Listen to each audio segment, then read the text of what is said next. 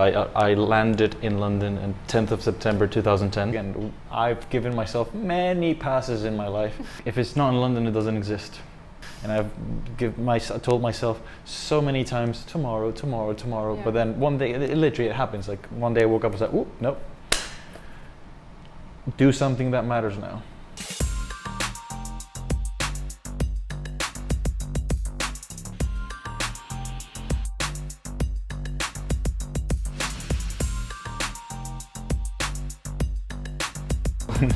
Let's start from the first question. Where are you from? How old are you? And your name, of course. So my name is Inciarte. I'm from Maracaibo, Venezuela, and I'm 36 years old. How long have you been living here in London? Okay, so I mean, this is going to be very detailed. So I landed in London on 10th of September 2010. Oh, 10th of September. Remember specifically, yeah. Wow. And almost 10 years, so obviously 10th of September, 10 years. And London is, the reason we chose London was partly due to having, not me but my partner at the time, had family here. So we already had a place to arrive to.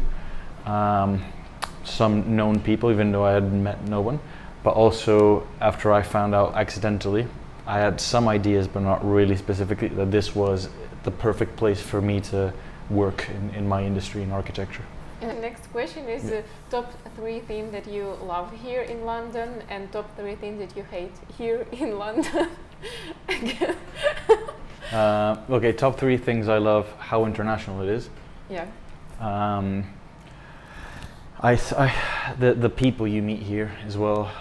For me, I'm energized by people, and I really like speaking to people, and I kind of get my energy from me naturally, but also it gets enhanced by speaking to people and you know, seeing them happy, sad, whatever, the changes, and it's just growth. How international once again it is, because not only in terms of us, but also because of its location, right? So we're in the middle of America and Asia. Yeah. So it's one of the great sort of traditionally, historically important places on the planet. And then I guess the other thing Two is... more things that you love. 2 more things, oh my God. If it's not in London, it doesn't exist. It's a first world city, and it has everything a first world city has to offer: theater, spectacle, location, architecture. Oh. I mean, there's a book that says if you're tired of London, you're tired of life. Wow. Okay. So I'd Nice. maybe, yeah. Yeah, but for me, like, there's also, like, even if I'm a massive nerd. So for example, I got to go to Star Wars Celebration, see the actors and all that sort of stuff there. Where I come from, that's just a pipe dream. Yes. And what about one thing that you love, if you have it? One thing that I love. And 3 things that you hate? I think parks. There's so many parks here. Yeah. It's just a really nice thing, and it's like little parks, extremely large ones, very famous ones, all sorts of different varieties, and that's very nice that you can find that in the city. For example, if you go to New York, you only have Central Park. Here's not like that. There's parks everywhere. I didn't know that I thought that they also have many parks, like They here. have smaller ones, but for example, like here you have like big parks. You have Hyde Park, you have Richmond Park, you have Hampton Court, And there are so you many have Victoria animals. Park. I love that. Exactly, Greenwich. So yeah, I mean, in that sense, it's privileged. And 3 things I don't like. I mean, I don't like going in public transport. I don't think anybody really likes it, even though it's very convenient. I don't think that experience, especially when it gets to peak hour, is very nice, because there's just too many people. But yeah, first world thing.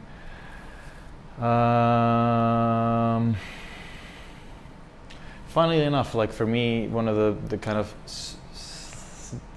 positive but also negative is the drinking culture. I'd say positive is cool because there's bonding and you go out and it's like it's a part of the identity. But where I come from, people drink as well, but they're slightly more. It's not as accelerated. Let's say that sometimes it feels like it's a competition. You go out at 6 and then you can only drink until 11.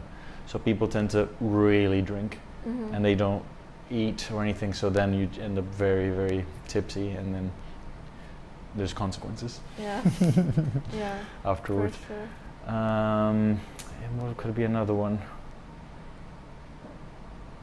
I mean, I'm gonna scratch at cycling with heavy traffic in London, buses and that sort of stuff. Yeah, like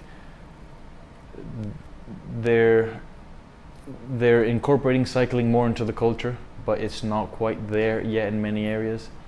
So yeah, I mean, there's a bit of a problem, both being a cyclist and acting out, but also very, very large metal vehicles Yeah.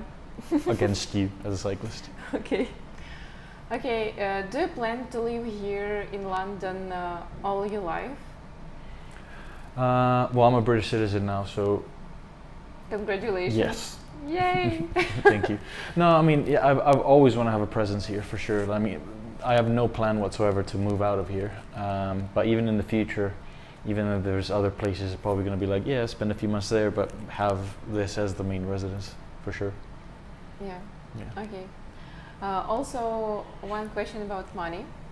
How much money are you spent in a month? Okay, let it be. Yeah. How Yeah. much money? I mean, I think the biggest thing here is just rent. Yeah. And if you want to live central as well, or close, for example, I walk. Yeah, it's nice that you Yeah. live here, but how much your rent is? So my rent is £1,700, and then you need to put bills on top of that and council tax and everything. So I'd say just like living costs is about maybe £2,500 a month, just on living, without like going, oh yeah, I want to go out to the pub or buy something for myself, or. But I mean, at the end of the day, I've lived outside of London, I've commuted, I've done all that, and I think the time I save counteracts the amount of money that you spend on those things, let's say. Yeah, I agree And with you. the convenience, like this location is close to everything, and it feels very sort of, I mean, it is very central, which is great. Yeah. But you need to make a conscious effort to realize that, rather than go, oh, it's expensive. Yes, it's expensive because you pay for location. Yeah, I agree. But you don't pay for transport, so. it's Exactly. Yeah. Yeah. Exactly. So if you, I mean, transport here can just get insane, in the thousands a year. So. Like, Yeah. Okay. Next question about happiness and success. What do you think success is, and what do you think happiness is? For me, success is scratching and finding fulfillment in what you do, feeling proud of what you do, and touching others in some sort of way with the things that you create, and being in a position to be able to help others in any way as well. For me, that's success. Obviously, the traditional classification of success is like, oh, he has influence and power and money. Yeah, that's great. Yeah. But that is hollow if you don't, for me, if you don't have the other things. And what did you say about happiness? It sounds like realization. I think it's like personal realization here to make an impact to the world.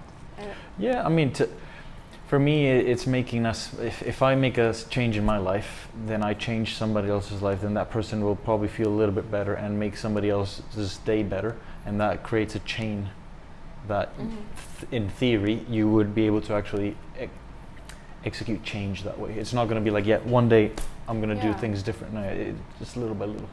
But lead by example, let's say. Yeah. Live a life that you want. And you can inspire by that other people who also want to live like that. Okay. About happiness, yes. Yeah. What is happiness for you, and do you think that it can be a constant feeling? I think, happiness for me is waking up in the morning and going, nice. I'm so lucky. I'm going to go and do what I love doing every day. I'm going to see the people I love every day and get to speak to them. And it's not a constant feeling, but I think it's also a state of mind. It's glass half full versus glass half empty. Even like, because we all, like, at some point we're all like, oh, and complaining about things. That doesn't necessarily mean you're unhappy. Yeah. I think it's that sense of building the life you want, or allowing yourself. Because that's the key. I find the key thing is a lot of people kind of go like, well, you know, this is my job. It's like, well, I mean, if you're not happy, change it. I'm sure there's something out there. I hate that when people said like, oh, I hate my job, I hate my, I don't know, husband, I hate my life, I hate my body, and do nothing with that. Only like exactly speaking about that. It's a feeling. Yeah, it's for others. It's for somebody else. No, but it's for you. You can, but you just need to be brave and realize, it's not going to be unicorns and rainbows getting there, but you will get there. Yeah, it's really inspires me. Okay, I have one last question. Go for it. I want you to give a piece of advice to everybody who want to change their life, and also let this advice will be for you 20 years ago. Yes. Okay. Be patient. Classic cliche, but it's so true. Things will come, but as with anything, how do you build a house? Foundations, and then you go up. So make sure that whatever it is that you want to do, because it changes as well what you want to do, look into it, research it, and see if that's what you want to spend your time on.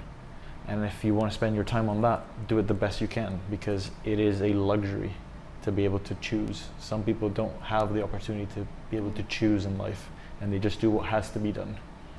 So if you are one of the lucky ones, then celebrate that fact and just go out there and do the best you can. So if I were to say to someone out there, whoever it is, be brave. Be brave. That's the biggest thing. You will always feel afraid. You will always feel afraid. I feel afraid of. A lot of people don't notice it because I don't really let it show. But I feel afraid about loads of different things in life. But that doesn't stop me from doing it, because what's the point of not? I've already not done it enough. Now it's time to do it. And you will find that is freedom. Yeah. That is freedom right there. I agree. And this